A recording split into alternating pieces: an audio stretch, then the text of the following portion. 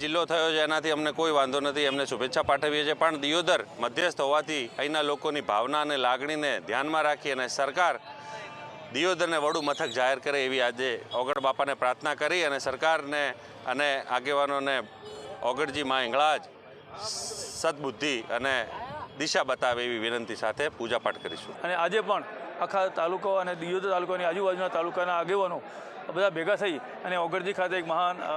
હવનનું આયોજન કર્યું છે અને ઓગળ મહારાજને પ્રાર્થના કરવા આવી રહ્યા છે કે તમે હવે આ ઓગળ જિલ્લા માટેનું તમે સરકારશ્રીને કંઈ સદબુદ્ધિ આવે અને ઓગળ જિલ્લો જાહેર કરે એવી પ્રાર્થના કરવા માટે આખા મહારેલીનું આયોજન કરી અમે અત્યારે આવ્યા છીએ। આ વિસ્તારના જનપ્રતિનિધિ તરીકે આ વિસ્તારનો કોઈ પણ પ્રશ્ન હોય, એ પીવાના પાણીનો પ્રશ્ન હોય, આરોગ્યનો પ્રશ્ન હોય, શિક્ષણનો પ્રશ્ન હોય, રોડ રસ્તાનો પ્રશ્ન હોય, આ વિસ્તારનો કોઈ પણ પ્રશ્ન હોય, આ વિસ્તારની પ્રજાની જે કંઈ માગણી હોય એ માગણી રાજ્ય સરકાર સુધી પહોંચાડવી એ મારું કર્તવ્ય છે, મારો ફરજ છે, મારી ધર્મ છે। અને એ ધર્મ સમજી અને અહીં જે વાત થઈ છે એ વાત હું રાજ્ય સરકાર સુધી પહોંચાડી અને આ વિસ્તારની જનતાને ન્યાય મળે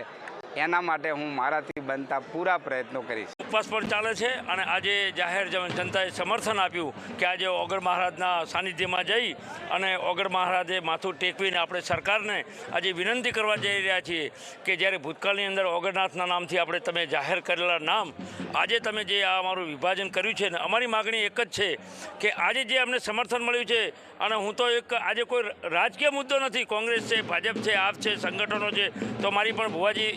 તરીકે વિહોતર ફાઉન્ડેશન રાષ્ટ્રીય અધ્યક્ષ તરીકે જે મને સમર્થનો મળ્યા છે, મારા ખેડૂતોના, મારા જે પ્રજાએ મને સમર્થન આપી અને કહ્યું છે કે આજે આ જો આપણો ઓગળ જિલ્લો જાહેર નહીં કરે સરકાર તો આવનાર સમયની અંદર કદાચ ગાંધીનગર સુધીની તૈયારીઓ છીએ। તો અમારો મેસેજ અને અમારા સમાચાર મોદી સાહેબ સુધી, ભૂપેન્દ્ર કાકા જોડી અને શંકરભાઈને ખાસ અમે હું પણ એ કહેવા માગું છું કે શંકરભાઈ સાહેબ તમે તો આપણે અહીંના છો અને તમારું અત્યારે લગભગ ઉત્તર ગુજરાતની અંદર તમારું વજન પડે છે, થરાદ અમને મુબારક છે, પણ એક ઓગળ જિલ્લાની અમે માગણી કરીએ છીએ તો ઓગળ જિલ્લો બનાવી અને અમને 4 તાલુકાની અમે માગણી કરી રહ્યા છીએ। આજે લગભગ 5,000ની મેદની આવેલી છે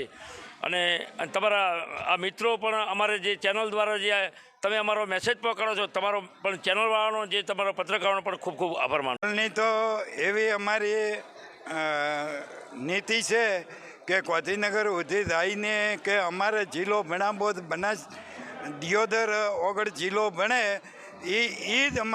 અમારો હેત છે ને કે અમારી પ્રજાને બીજો ઓમના છેટો પડે છે, ઓમના છેટો પડે અને પ્રથમે મોદી સાહેબ હોય ઓગળ આવી અને ઓગળ શબ્દોમાં બોલ્યા હતા મોદી સાહેબ કે ઓગળ જિલ્લો કરજો,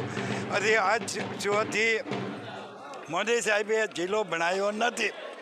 અને કોક ગમે એ રાખ્યો ભલે થરાદ જિલ્લો કર્યો બરાબર છે, પણ 2 જિલ્લા 5 તાલુકાનો આ જિલ્લો થઈ શકે છે। એટલે આ જિલ્લો હાલવા સારું અમારી નમ્ર વિનંતી છે। અમે 5,000 પબ્લિક ભેળી કરી હતી અને આ પબ્લિકને સાથે અમે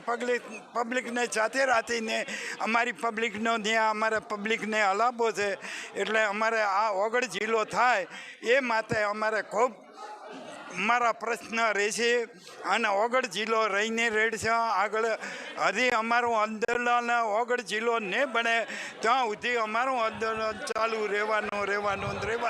100% અમે આંદોલન લેશું અને જિલ્લો લઈને રહેશું એવું અમારું આંદોલન છે, જિલ્લો લેશું। શંકરભાઈને કહેશે, શંકરભાઈએ સાથ હાલશે, અમને નહીં હાલે એઓને શંકરભાઈએ સાથ હાલશે।